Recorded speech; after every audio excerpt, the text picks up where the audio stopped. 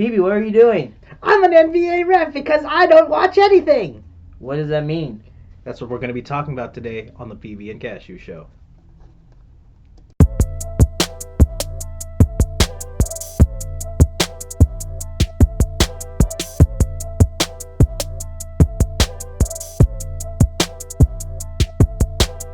What's up, PB Cashewville? It's your boy Cashew, and I'm with your main man, PB. How you been, PB? I am digging this. I'm digging this. I still cannot get over this whole video thing.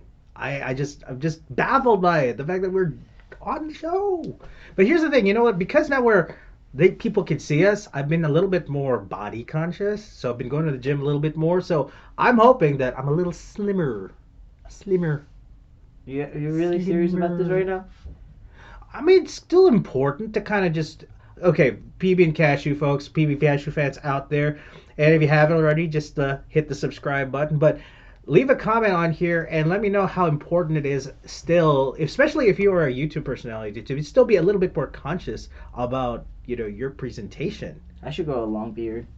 Like a James Harden beard. Yo, just letting all you know, there was a time where Matt actually had a James Harden beard, and it looked awesome. But he's trimmed it down, and I'm kind of like down about it. I need to, though. What do you mean you need to? My beard was just getting too crazy.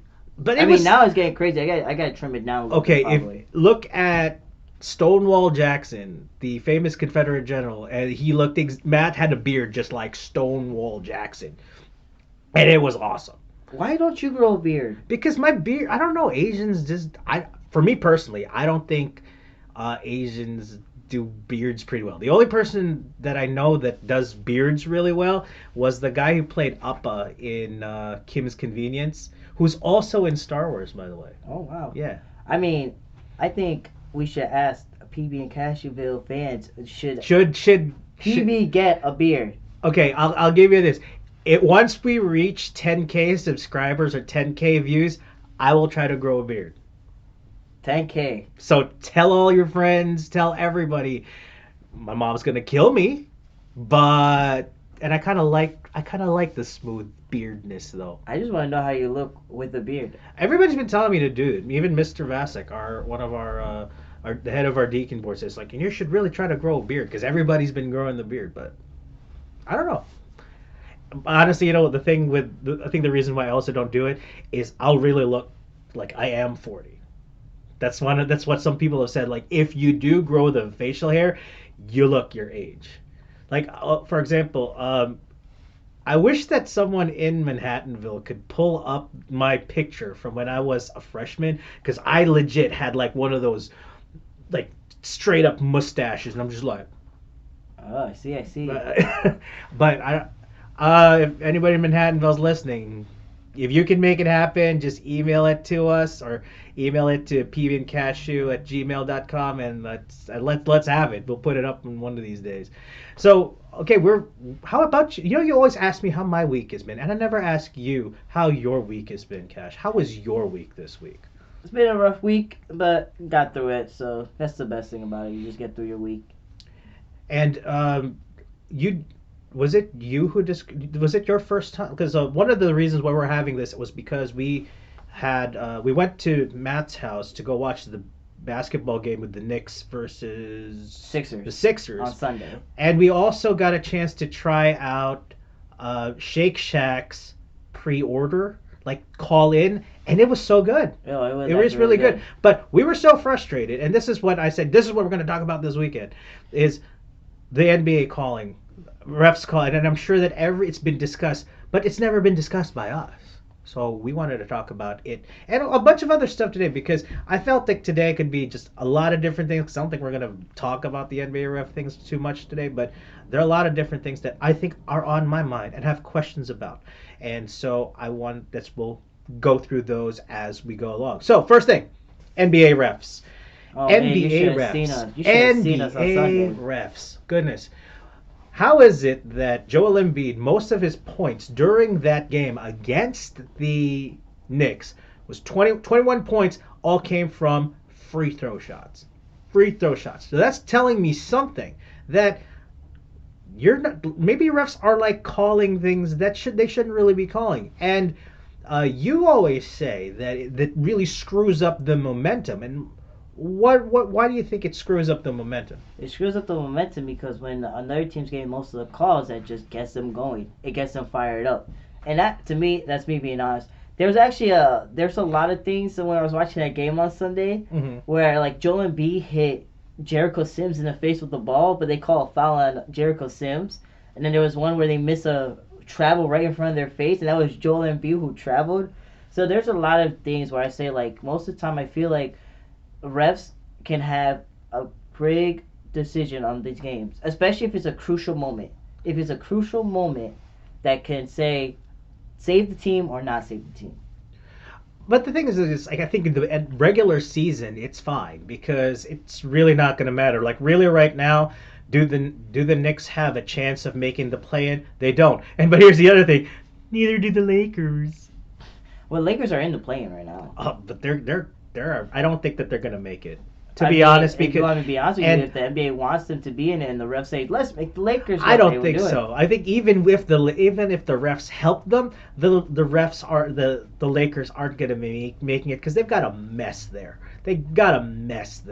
I was listening to Stephen A. Smith, and he was talking about Los Angeles, not like Los Angeles, but Los like Loss Angeles. And he was saying that with the way that Russell Westbrook responded about does he have expectations of being in LA, and he says I didn't have any expectations. That ain't gonna fly. That ain't gonna fly because in terms of that, it's all about ego. You should have expectations. You should be thinking a lot harder than that. I do gotta say, I kind of don't like Stephen A. Smith that much. I honestly gonna say this, and if he hears me, I don't care. I think Stephen A. Smith is a fake Knicks fan. Really? Yeah. I disagree. I think that he's a diehard Knicks fan. No. Because he's probably the biggest voice of our frustration as Knicks fans. No. This guy would trash the Knicks when they play really bad. But when they're playing well, look last year, they played so well. New York, stand up. New York, stand up. Now, they should not be on national TV. They are a disgrace. They're an embarrassment. Come on. Because they're so not. You're telling me that they're not playing at the same level as they were. It's like, of course, like I'm also saying that as well too because it's like it's not as good as they were last year. It was like. But do you call them an embarrassment? Or you say they shouldn't be on national TV? Like, come on. You always like this is an issue with Stephen A. Smith. Is every time when the Knicks do something, he never has really not that much positive things to say. It's mostly negative. Think about it. Kristaps Porzingis. He was so upset with that situation. Remember how he ripped Kristaps Porzingis? Then he apologized for that. Julius Randle, when we first got him, he was upset about that. Now last year he was fine with it. Now he's upset with it again. And it's just like he's too much fickle. Like he doesn't know what he likes for the Knicks. Like be happy. You know, there's a couple things. Yeah, the Knicks are losing, and yeah, it's annoying. But there's a couple things we should be happy of. Look at R.J. Barrett. He's complaining how we should have John Morant, but we have R.J. Barrett. You can't just be great. Our young guys are doing good. Woohoo! That's it, Matt.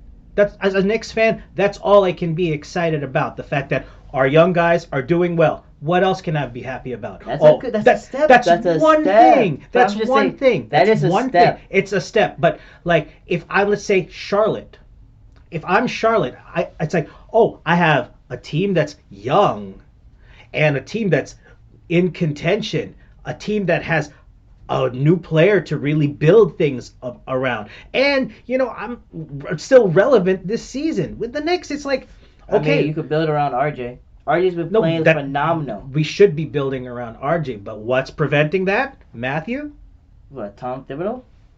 Oh yeah, I know that. That's what I was saying. But all I'm saying is that at least be happy about our young guys. I'm happy about that. Example, I'm happy about the young guys. I am happy about you ask any Knicks fan right now, even non-Knicks fans, they'll say, name me one good thing about the Knicks. They'll be like, they've got a young core. Yeah, like for example, Quentin Grimes. Quentin Grimes is actually pretty good. Emmanuel Quickly's been bad this year. He hasn't been like how he was last year, but he's going to develop well. One person who said, like when he was talking to you, I'm not going to quote him because he probably doesn't want me to quote him, but he said like RJ Barrett is a stud. RJ, which translates to our young guys are really, really good. But what's really preventing from those young guys from doing what they need to do? Tom Thibodeau. Yeah, and I honestly, I'm gonna be blunt with you. I'm gonna say this. I think they're gonna. I think he's in a hot seat. Honestly, that's Yeah, me I being think so. personally honest. I think they're just gonna let him do it this season, and then maybe next season he's not gonna be with us. Mm-hmm. Because also, you know what's crazy? Mitchell Robinson don't like him, and we could lose him because of that. Okay, hold on a second. That has to Mitchell Robinson. Okay, MSG and New York Knicks. You have to keep that person. You have to keep Mitch Robinson because Mitch Robinson is a grinder warrior in the paint for us. So please keep him on there. And also Stephen A. Smith. I know you're not watching this, but if just in case you are, I don't share Matt's sentiments. Just letting you know. I've been a fan since forever. So just letting you know that. I just don't. Me personally, I just don't know. Sometimes I feel like it's like, are you really speaking for some Knicks fans? Maybe you're speaking for some, but not all. Mm-hmm. Not all of us are upset. Like, yeah, maybe some of us are upset because we're not gonna make it to the playoffs. But at the end of the day, there's some of us are actually like, oh, well, let's look at the bright side. Yeah, it's our young core. You know. But the issue is, it's always negative. That's what I'm saying. It's always negative with him. If it wasn't negative, that would be okay. But the thing that frustrates us Knicks fans is that's all we've got, Matt. That's all we've got. All we've got as Knicks fans is that, yes, we have a nice, good young core. That's great. That's better than a couple years ago. That's better than being, I don't know, Pistons fans. Like for example, Pistons fans. Hey, don't disrespect it. Kane Cunningham is actually pretty nice. That's it. But they're gonna get a young core. I think they're gonna have a good young core. They just gotta develop. It's like the same with the Grizzlies. Grizzlies has a young core that they gotta develop. No, I think the Grizzlies. Okay. The Grizzlies are a good team, but I'm saying they're still developing with that young core. Almost said it. John Morant is awesome. John Morant is awesome. I was kind of disappointed with how he performed against the Celtics, because I was like, that's not John Morant. But John Morant, from the beginning of the season, I said he's going to be MVP this year. But I think both you and I agree that DeMar DeRozan. I think DeMar DeRozan should get it, but I'm going to say this. They're going to give it to Giannis, though. I think it's going to be between Jokic or Joel Embiid. But I think DeMar DeRozan, in my opinion, he's been playing at MVP level, and he's just been killing it. I know people are like, oh, well, he's still doing good, actually. He's still doing great. Even though they're losing, he's still doing good. And what's this? He went on a 9-streak 30-point game. 9 streak, almost past Michael Jordan. He would have Jordan's Chicago 10, Bulls, right? 10.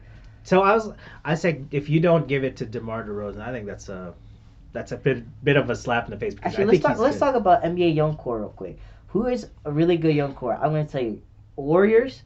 They have a good young core. Even though they have Curry and Clay, their young core with Jordan Poole, Damian Lee, Gary Payton, Jonathan Kuminga. Those guys, that's a good young core.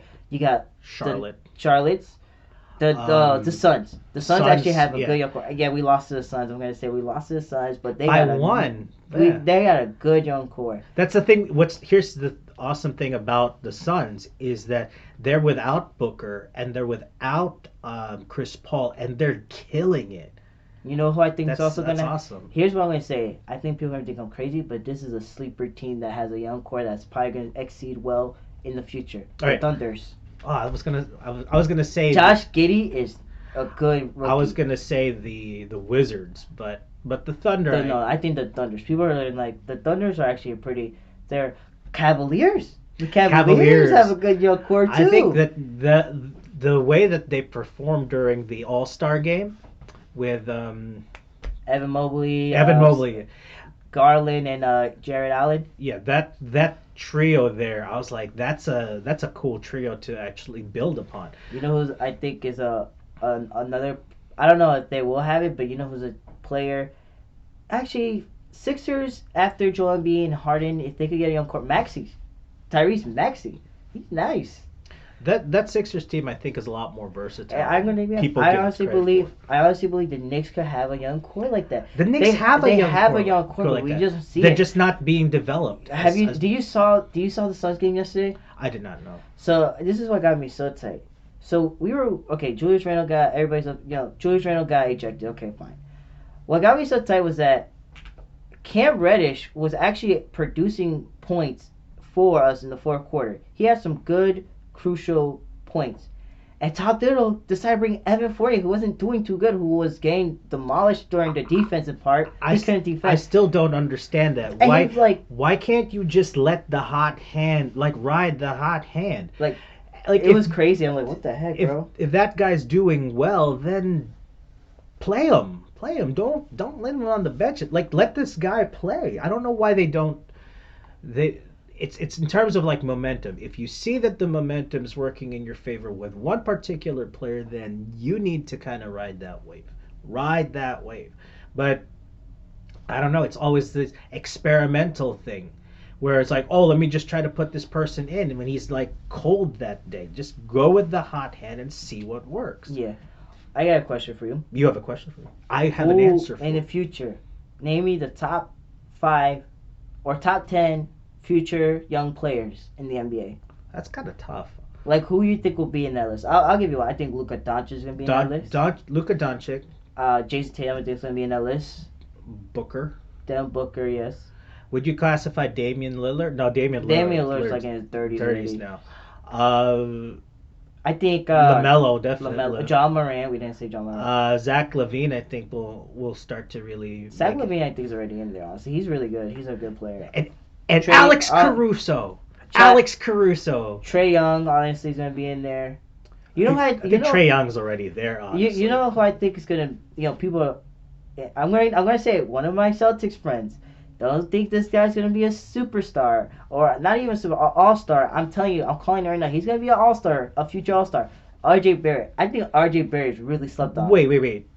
Our Celtic friend thinks that RJ Barrett is not going to make it as a superstar. No, all-star. Sorry. Future all-star. Sorry, Celtic friend, but no. RJ Barrett's going to be a superstar. Yeah, he just needs the right system. If you build around RJ Barrett and then give him the kind of veteran support from Derrick Rose and from Julius Randle, I think that he's gonna blossom into something. You know what he needs? Amazing. He needs to go back into. I'm gonna say he needs to go back into the 2 position and shooting guard position because that's where he at. He needs himself a solid point guard, a really good point guard. I'm telling you, Barrett is just. I think it's not even a solid point guard, Matt. You need just a decent point guard. I keep saying we should have traded for Fred VanVleet because I like Fred VanVleet. Fred VanVleet is nasty. Did you know? I think he set the He has. I was listening to. I forget it's James Whitehorse or David Whitehorse. He's really good on ESPN, and he was saying they were doing some stats on there, and apparently, Fred VanVleet has the franchise record for the Raptors of having 50 points or more. I don't know. It might be him. Because I think Vince Carter only got up to 42 or something like that. Perfectly is really good, I don't know. I feel like the Raptors actually has a good young team too. They have a good young core, I think. I believe that too. They're actually doing pretty good. The North is still pretty good, even though they. You know what's crazy? You know what's crazy? The East is a lot better than the West. Yeah, this year. That is one of the major observations because before, you always look forward to the matchups between Houston and the matchups between San Antonio or Houston and the Warriors. Or the only game that the only games that you're looking for is when the Warriors, the Suns, and the Mavericks play. Yeah. Oh, I forgot to mention Giannis. Yeah, I forgot to say because Giannis is only 26 or 27, and he's gonna be up there for best I think he's players. already there. He's already there, honestly. Yeah. But yeah, it's crazy. The East is way better than the West. You want to see more of a Bulls game versus Bucks than you want to see the Rockets and Lakers, honestly. Right. Which is crazy. There's more cool matchups. In fact, I think and. Forgive me, Detroit, but I'm sure you'll get back there. But Detroit's the only team in the East that I don't look forward to a matchup with because it's eh. But they'll come back, I'm sure, based on what you're saying. But most East matchups are still exciting to watch.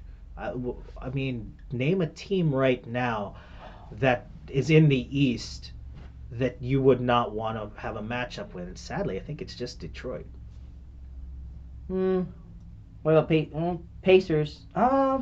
Now Pacers got a young core now. Pacers have a young core Now also. they got a young core, so. So yeah, it's like every single East matchup is something worth watching. Versus a West matchup, it's like, oh, you're gonna get the Rockets versus the Spurs, and it's Rockets. I think if the Rockets can develop their young core, it could be nasty. Like I said, I think pretty soon you're gonna see like some of these young the cores. Kings, the Kings. We forgot the Kings having a good solid core, especially with all their trades that they got. I gotta see it. I gotta see it for next year. You know, I still think the Kings are crazy for trading Halliburton.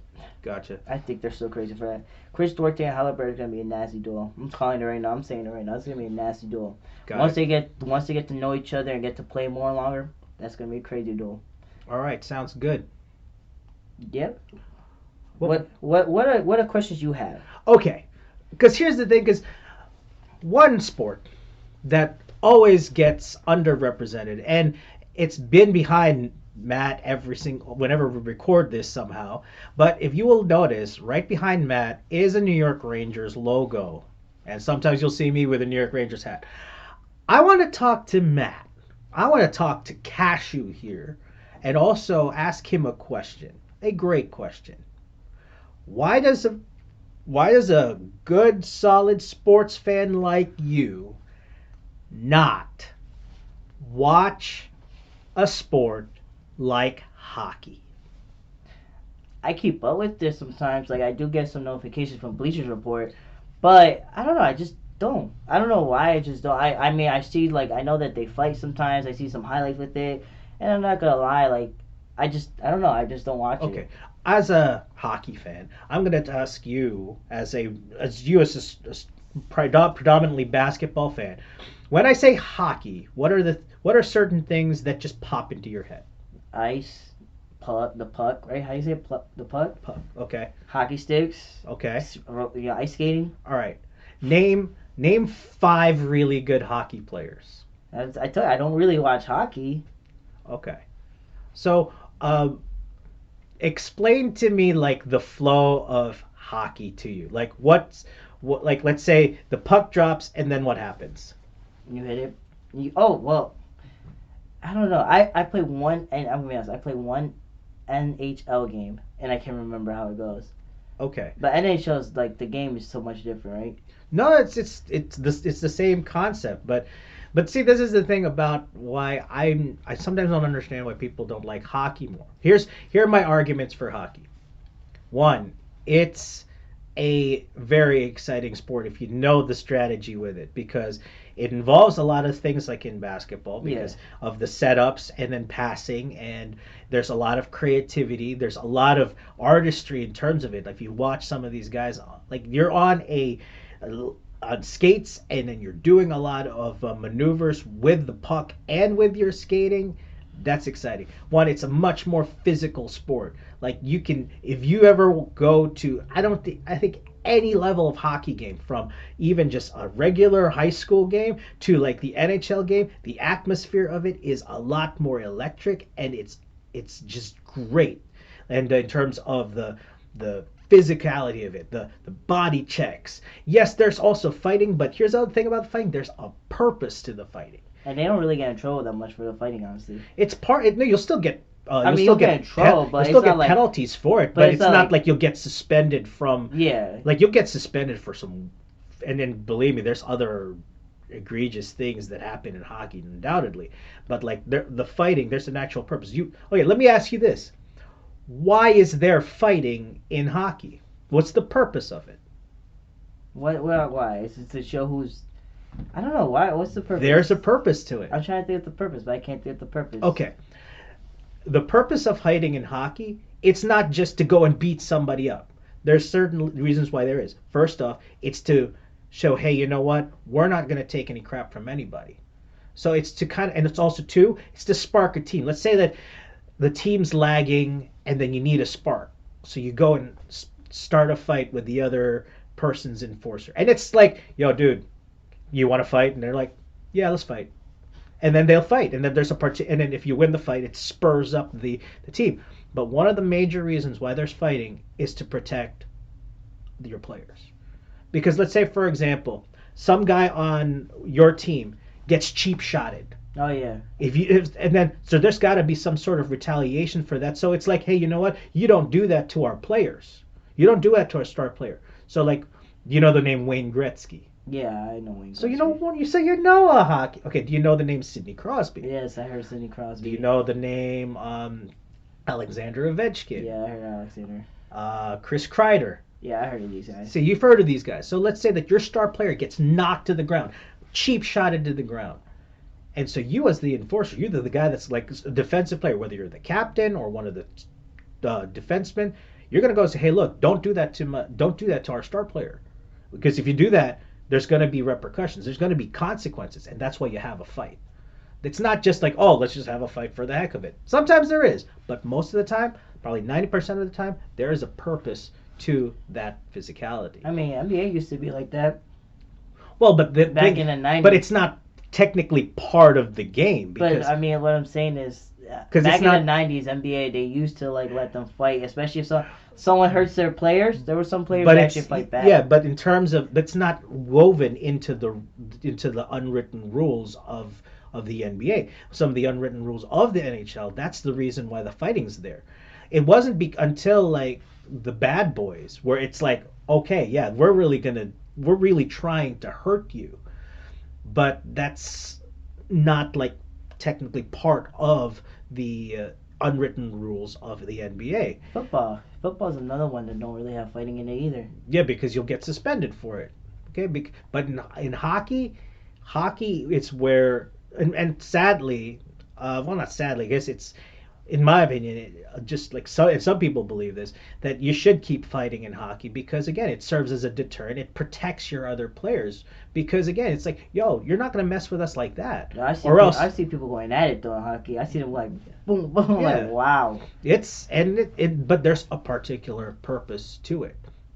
In fact, like they did a study, they said, oh, fighting causes so many concussions. You know what causes more concussions? Cheap shots. Yeah. Cheap shots. And one way to prevent cheap shots, yeah, it is enforcing the rules, enforcing the penalties, but sometimes it's just like saying you're getting that big dude that says, yo, you don't mess with our boys. We always talk about like basketball and like football. What sport we hardly really talk about? UFC, like MMA. I know, that is something that I wish that I would get into more. Like tonight, there's UFC 106 or 7. No, it's like 270 270 270 something. Sorry about that. It's gonna cost you. I could look at It's gonna cost you $70 to. Yeah, I'll look it up while you. It's gonna cost you $70 to watch it, unless you find some illegal way, which is some people do that, which I don't believe in. 272. Yeah, which I don't necessarily believe in. I think that you don't steal it. So usually what I would have done before is like we go to Buffalo Wild Wings and watch it there. So at least it's not stealing to it. But again, with UFC, like I guess that's an interesting question. Why do we like sports with a lot of physicality in it? What is it about us? Like you talk about with like UFC, it's entertaining.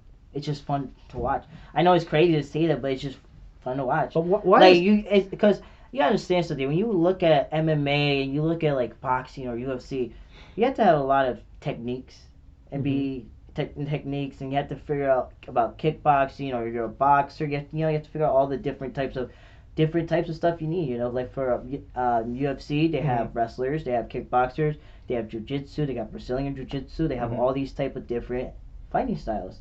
So it's more interesting because then you have to try and figure out, which fighting style will be the best, right. or who's the good. Like for example, I think it's Covington versus Masvidal. That's gonna be an interesting fight right there. Right.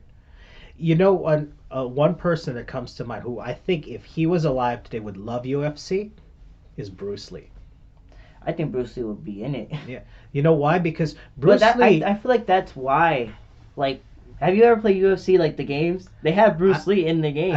Really? He could play Bruce Lee. I think he has to like adapt little characters. Yeah. Because Bruce Lee, when he founded Jeet Kune Do, it was like it was a martial art that didn't really necessarily have a style, but it's incorporating all these different styles to kind of develop your own style. And I think that's what the core of MMA is, because I'll watch when I do watch MMA, and I really wish that I was more into it, because not for nothing, JD, our unofficial third co-host, we tried to get on the show today, but he said he didn't want to do it. But uh, he is a huge MMA fan, and so is Matt, and so is Brandon, the guy who was a Celtics fan. Yeah, Celtics fan. I'm sorry, I didn't want to call him like that. And a lot of other guys, and then so sometimes I'll see them and they're like, just talking. I'll say, gosh, I really wish that I watched more of it. But what I've known about what's great about MMA and all of those other combat sports is you're incorporating all of these other styles, like as you said, like Brazilian Jiu-Jitsu, Kung Fu.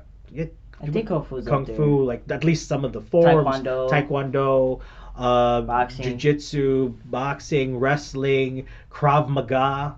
I think Krav Maga. You know what Krav Maga is? Then they have I think balance, which is like. Balance will be balance everything. Right? Balance is everything. It's a standard thing, yeah.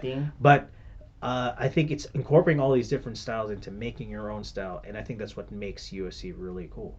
But I think that we like it also because it's that raw. It's entertainment. It gives it. It just gets the player like, oh, that's crazy. Like, I'm not trying to be mean, but when you see two fighters going at it, you're like, oh, who's gonna knock who out? And you see a crazy knock, you're just like, oh, that's crazy. Or a submission hold. Submission, you're like, wow. Or if you weren't expecting that one person to win and they actually win, you're like, wow, that's just legit crazy, right. You know?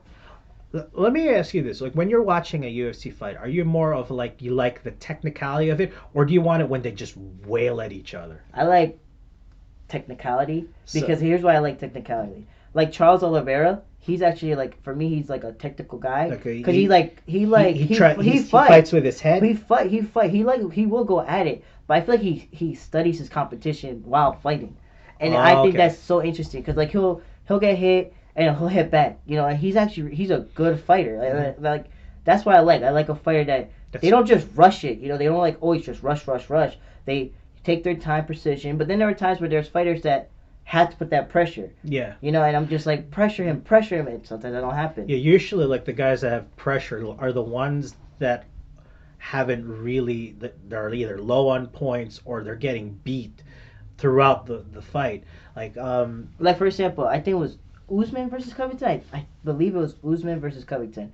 Covington was doing good, and we found out, me and my brother were talking about it, you had to pressure Usman because Usman is a good fighter. You had to pressure him, make him make him say, "Oh wow, I need to." What do you mean? Pressure meaning you gotta attack him? Yeah, you mean? attack you him. Attack yeah, him? yeah. Okay. When he's getting into a lot of pressure, he can't figure out when you're rushing into him a little bit.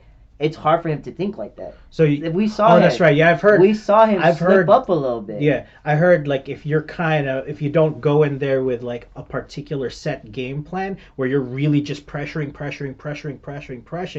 he can't figure out your style. He can't figure out your particular strategy, and because he can't figure that, he can't really counter you as well. Is that what it is? It's something like that. Yeah, like that. Because I was watching, I'm like, Covington there were times where I'm like, Covington could have had this match. Covington, if he would have just pressured him at some certain times when he did that, Usman was freaking out a little bit, he wasn't really thinking. Got it. And Israel Adesanya, he's different though. You can't pressure because he'll just mess you up. He'll just mess you up. That's me being honest. Yeah. The reason that same kind of techniques, I think I remember Sugar Ray Leonard was like that. Sugar Ray Leonard doesn't just beat you. Sugar Ray Leonard is he'll get in your head. Who do you think in the UFC is the best at not just dominating you physically, but also best at dominating you mentally? Ooh, that's tough. Israel. I was watching a Poirier fight, Dustin Poirier and Israel. I think it was Dustin Poirier and Israel Sada. That boy, you try to pressure him, didn't work. He tried to wrestle with him, he quickly got out and he just messed with his head. It's just crazy. It was crazy, and I'm just it's crazy. I think if I'm not mistaken, Israel also hit him with the leg calves, and he was kind of wow, that hurt. That actually hurt. So I think Israel Asada is one of them. I don't know.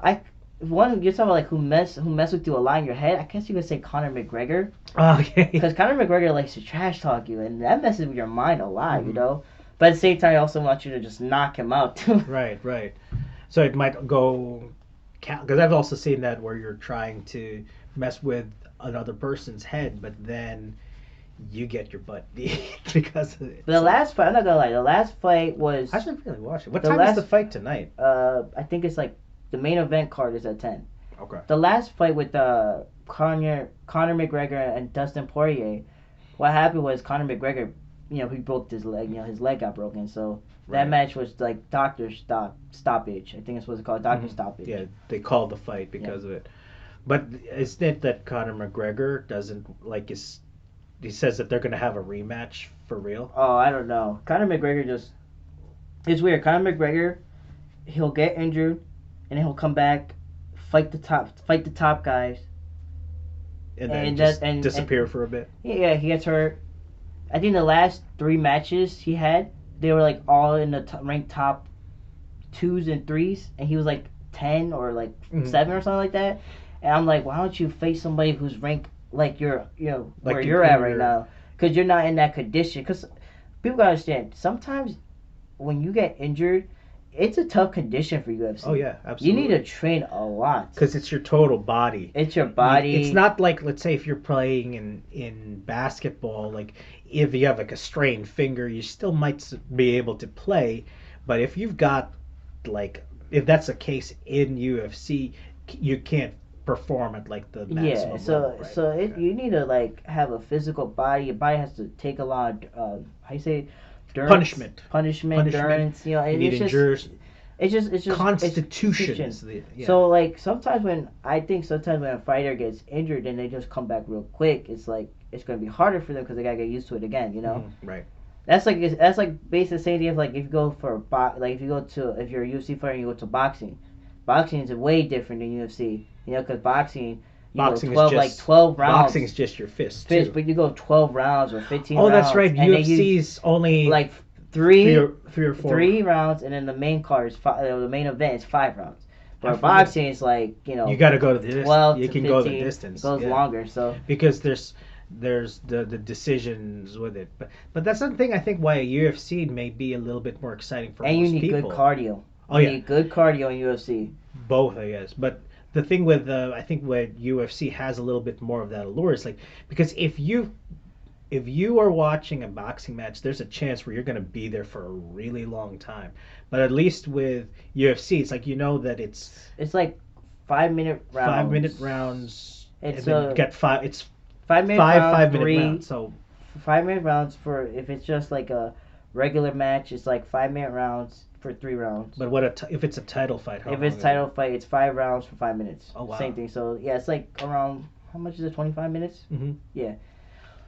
Well, I hope you guys enjoyed this episode Right, we went, because we actually covered a lot. we actually thought we were gonna talk about NBA refs, but we actually went in a whole different direction. But it was an interesting talk. Before we go, is there any final thoughts? Yeah, I guess my final thought about it is that in terms of what we've seen in terms of our different sports that we've discussed, from basketball to hockey We to talked a little bit about football, not that much. to UFC, is I think that there just has to be a better understanding of like the sport. For example, like refs just need to really have a better understanding so that you don't disrupt the flow of it.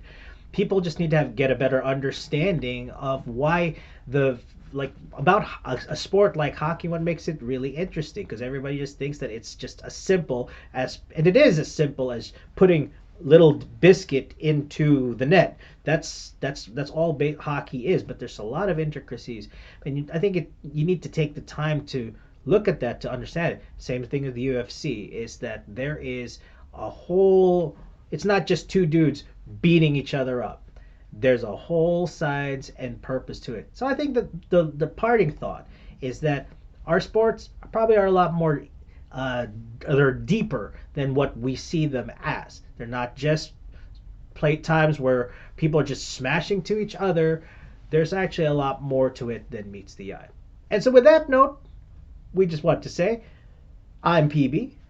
And I'm Cashew. But also, we also want to say, and it's always what you always like to say. Oh my goodness, have I forgotten it? Yeah, you almost forgot it. I almost forgot it. So we just want to also tell you, we don't know you, but we love you, and there's a God above that does. Now we can say, I'm PB. And I'm Cashew. Peace out, PB Cashewville.